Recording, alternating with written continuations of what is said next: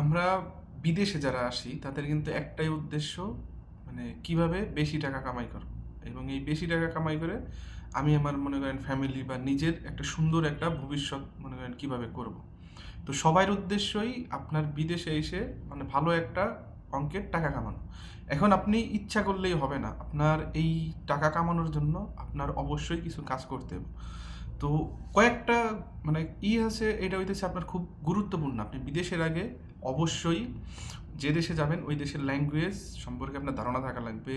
যে কোনো একটা বিষয়ে নির্দিষ্ট, শুধু নির্দিষ্ট বিষয়ে না, পাশাপাশি আরও দু একটা যদি কাজ জানা থাকে ওইটা আপনার জন্য মনে করেন বেনিফিট। যে কোনো একটা কাজ ভালো করে শিখে আসতে হবে। তারপরে যে আপনার যে আউট নলেজ বা উপস্থিত যে বুদ্ধি, এইটা আপনার অনেক ভালো হওয়া লাগবে আর কি।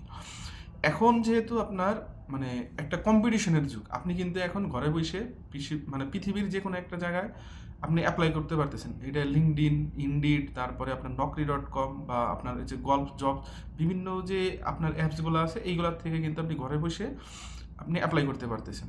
এবং আপনি যদি ওইরকম প্রপার কোয়ালিফাইড হন, তারা কিন্তু আপনারে হায়ার করতেছে। তো আমাদের বাংলাদেশিরা অনেকেই আছে এই সম্পর্কে মনে করেন বেশি একটা ভালো ধারণা নাই, যার কারণে এরা মনে করেন শুধু দালালের পিছনে ঘুরতেছে, যার কারণে দালালের পিছনে বছরকে বছর ঘুরে সময় নষ্ট করতেছে।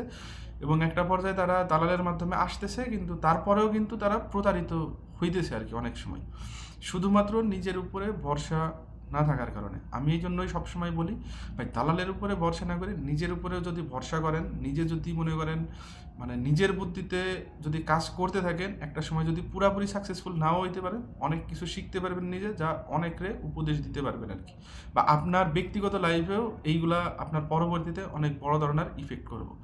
আপনি যদি এই যে চাকরি ভাই, যারা এই যে অনলাইন মার্কেট সম্পর্কে যাদের ধারণা আছে, এবং বা যারা মোটামুটি ভালো কাজ পারে, মোটামুটি ভালো বেসিক ইংলিশ জানে বা অন্যান্য ল্যাঙ্গুয়েজ জানে, যারা এই যে চাকরি কিভাবে খুঁজতে হয় এইগুলা নিয়ে মনে করেন যাদের মানে ভালো ধারণা আছে, তাদের মানে কাছে চাকরি পাওয়াটা মনে করেন পানি বাতের মতো হয়ে গেছে।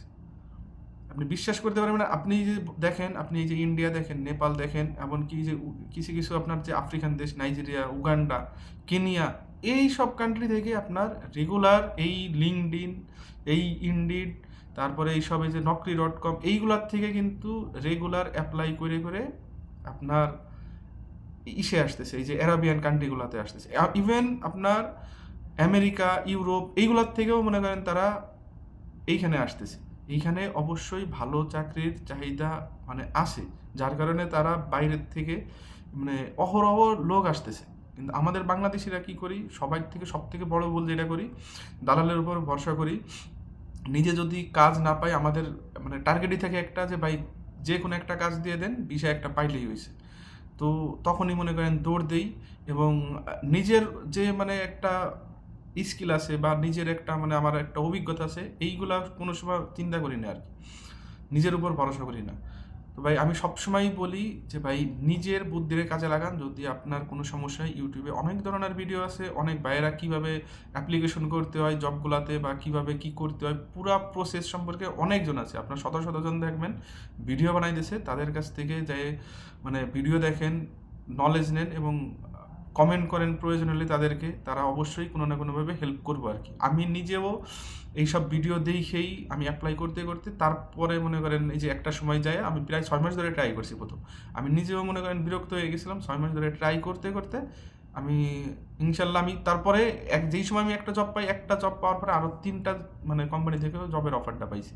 তাহলে বুঝেন, একবার যদি আপনি সাকসেসফুল হন, এরপরে মনে করেন পুরা দুয়ার আপনার জন্য খোলা।